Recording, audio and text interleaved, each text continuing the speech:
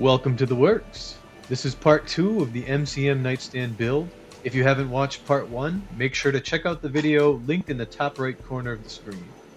I mocked up the outside dimensions of the cabinet and was checking to make sure all of the pieces were cut to the right length. This thing needs to be square for the shelf in the center to be in the right place. With all the plywood cut to length, I'll install the edge banding to give a nice clean look on the front of the shelf. In hindsight, I should have done this before cutting, but now you know better for next time. I used 3/4 inch edge banding that I found at my local hardware store, and a cheap iron that I bought when I cared about my appearance and hadn't discovered wrinkle-free shirts from LLB. Trimming the banding was done with a chisel and edge banding trimming tool. Now fellas, don't use your wife's nice clean clothes iron for this, or you may end up sleeping in the garage tonight.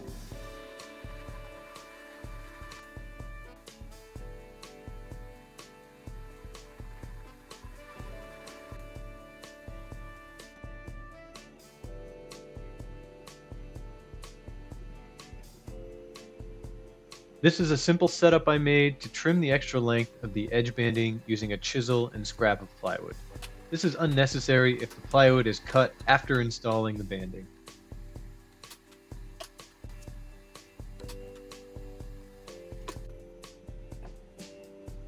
Marking the locations of the dados on the front of the sides with a square will help with setup on the router table. Pay attention to the thickness of the material. It's often not 3/4 inch. I'm using an Incra LS router system that I bought secondhand from Marketplace. I set the fence position to the first mark I made on the edge of the piece. There's better tools for this, but I improvised with a square. The bit height is being set to 1/8 inch, and I don't need a lot for this dado.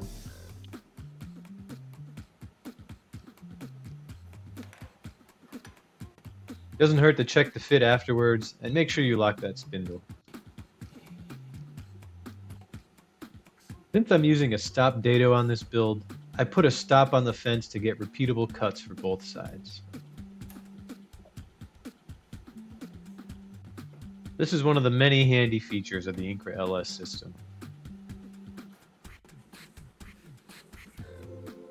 Now I test my setup with a piece of scrap to make sure it lands in the right spot.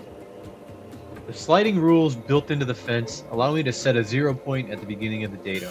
By moving the fence away from the bit the width of the plywood, I know exactly where to start on my next piece. This makes repetitive cuts that require moving the fence very easy from one piece to the next. I run the sides through the bit in multiple passes until it is wide enough for my test piece of plywood. Tight joints here will make assembly easy, but it is possible to do this in a single pass with a properly sized bit and plywood.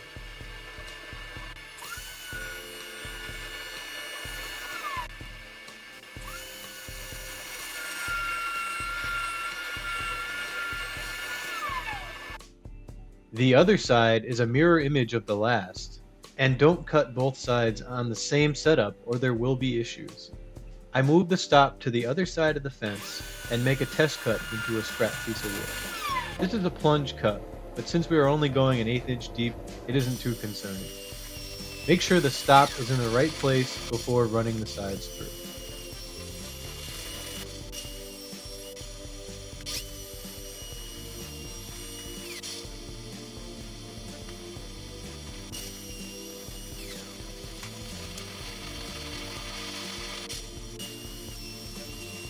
This is where I realized that I messed up and cut the shelves too short for the cabinet. I wanted the shelf to be flush with the front and be secured to the back panel. To fix this, I used a dowel jig to attach a small strip of plywood to the back of the shelf. This will be hidden under the drawer in the back of the cabinet. I'm going to use the offcuts from the sides to make the top support brackets. They need to be the same width as the bottom of the cabinet and allow for seasonal movement of the walnut top. To do this, I'll need 1/4 inch slots cut into the brackets that allow a 1/4 inch lag bolt to move freely. I set up a Massca Pocket hole jig to make the connections between the support bracket and the rest of the cabinet. The dust collection on this jig is great, as it keeps the drill bit cool and clear of chips. It's also solid aluminum and easily adjustable.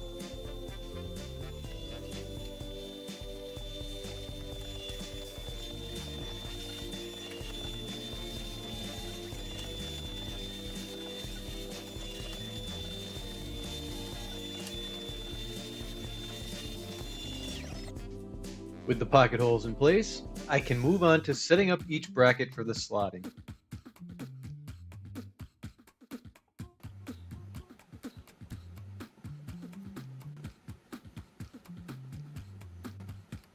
I'm marking each piece to help during the drilling process, but we'll use the setup blocks on the drill press to do the locating of the holes. When I'm making a bunch of parts like this, I do each cut in batches to save tool setup time. It also helps to not run into any surprises during final assembly because one hole was slightly off from another part.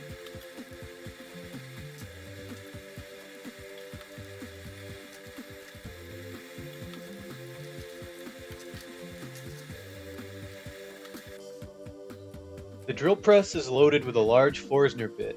I'm cutting this for two reasons.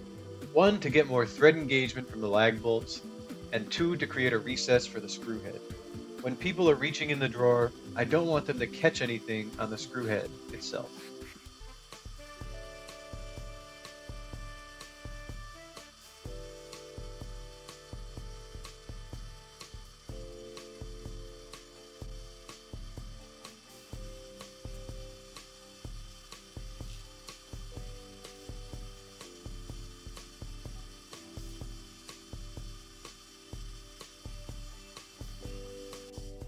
With the relief cuts drilled, I can use a 1/4 inch brad point drill to create the pilot for the slot.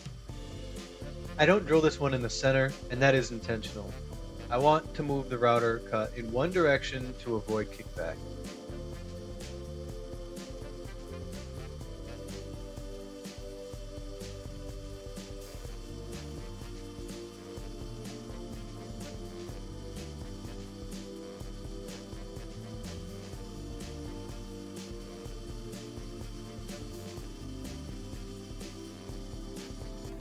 Another setup of the router table is for a rabbet in the back pieces of the cabinet.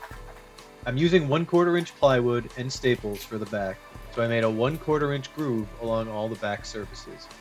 These don't need to be blind, as the walnut top will cover the exposed cuts and the bottom won't be visible.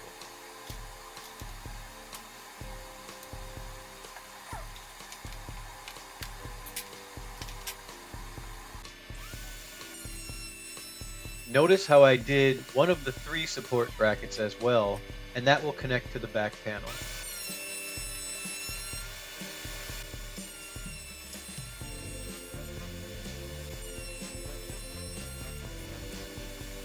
Pay attention to where you put this slot, because a mistake now will waste a lot of effort.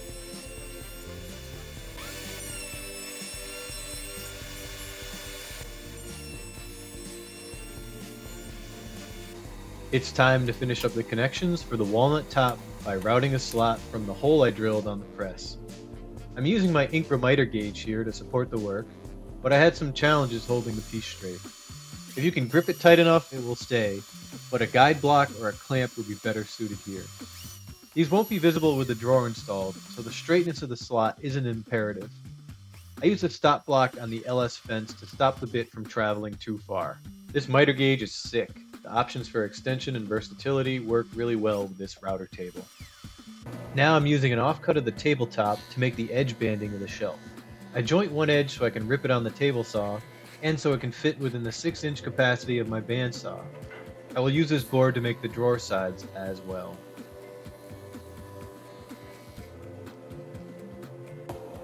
Save the offcut from this. It's the perfect size for the edge banding. Cutting this in half might be a little tricky, so use a fence extension and push sticks to avoid any problems. Don't worry about rough edges here, as they will get flush cut with a trim router. To hold the trim in place during glue up, I used painter's tape temporarily, then a few F-clamps to secure it in place. Check out my style in Crocs. My wife will tackle me if I try to leave the house with them, but she just doesn't understand.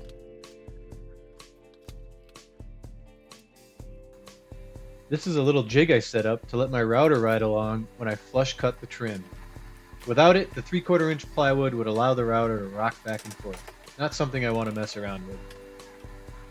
It also came in handy as I drilled a couple holes in it, then used it as my drill press fence. Not bad for 2 offcuts and 2 holes.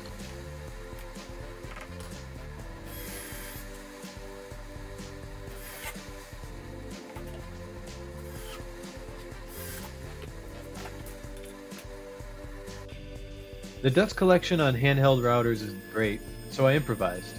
I normally use this for my lathe setup. It works decently. See some of the chips actually falling in the chute.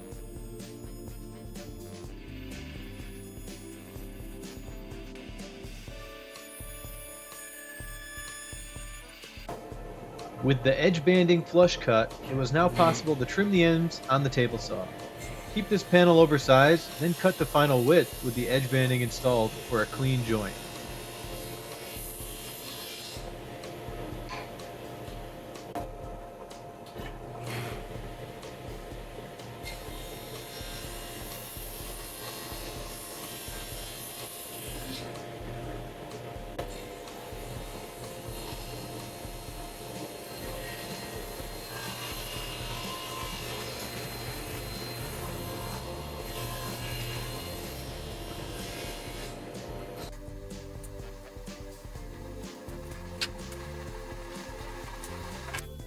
Since this shelf will be hard to get to in the cabinet, I took some time to sand it down using a clever hose holder I rigged up. I used a small piece of wire and an S-clip to hook it onto my garage door opener bracket. This keeps the hose out of the way and makes sanding a little easier on my wrists.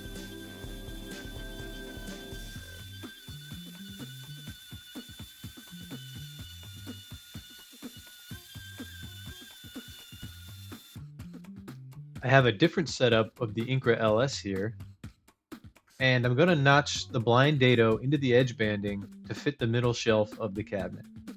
The first thing I'm going to need is this horizontal support, perpendicular to the fence and supporting the large workpiece.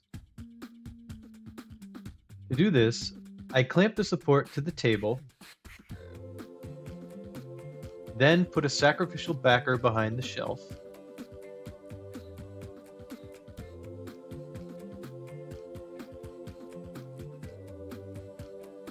Take the shelf and secure it square to the fence, then secure the fence to the guide with the hand screw.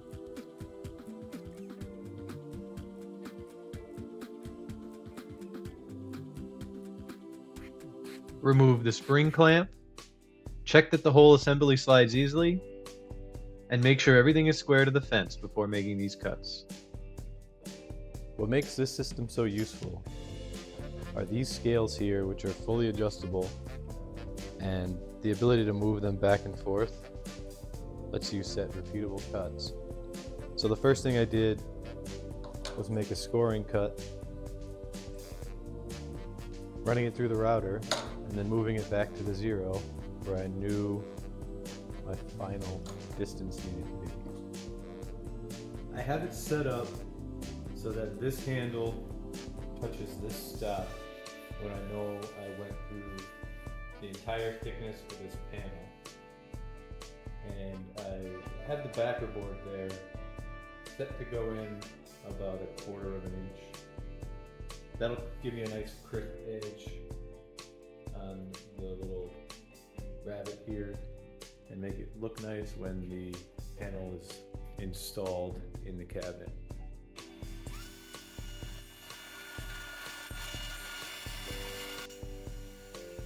I make these cuts in a few passes as walnut is prone to tear out and chipping.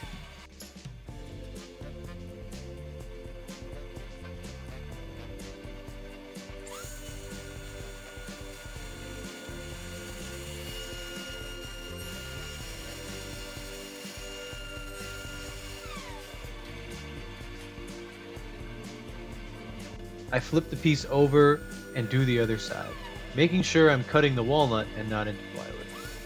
Test fit this a few times to make sure everything is lining up properly. Another adjustment that can be made here is squaring up the dado edge and moving it closer to the front of the cabinet with a 3/4 inch chisel. I have all my pieces laid out. I've got the first cabinet here, the second cabinet here, The tops are over there. And now I'm going to do a dry fit and make sure everything works before I try and glue it all together.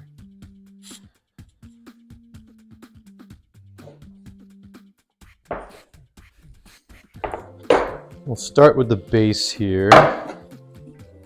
We want to make sure the rabbet for the back is on the top.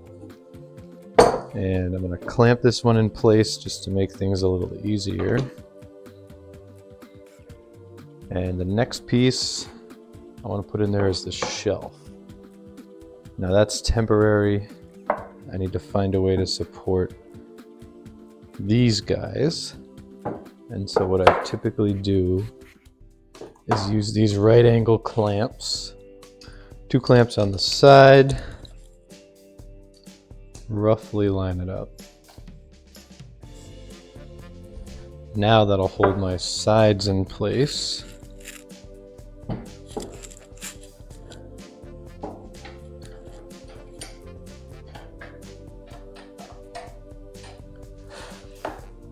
And you want to make sure the cabinets are flush. I'm going to leave this one in the center because I'm going to need it when I put this on here.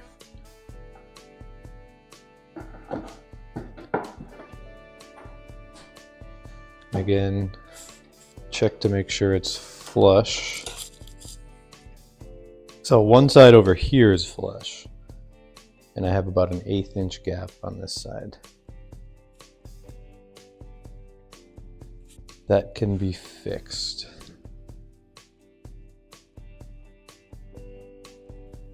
Looks pretty decent. Let's do the other one.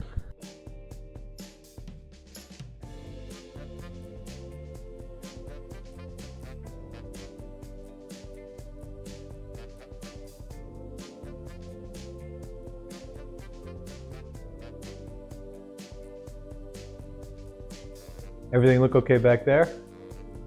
Yeah, I thought so. What would I do without you guys?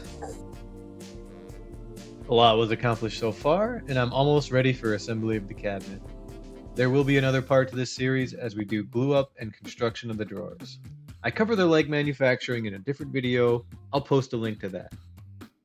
Thanks for watching, and don't forget to like and subscribe so you can get alerted for the next part of the series.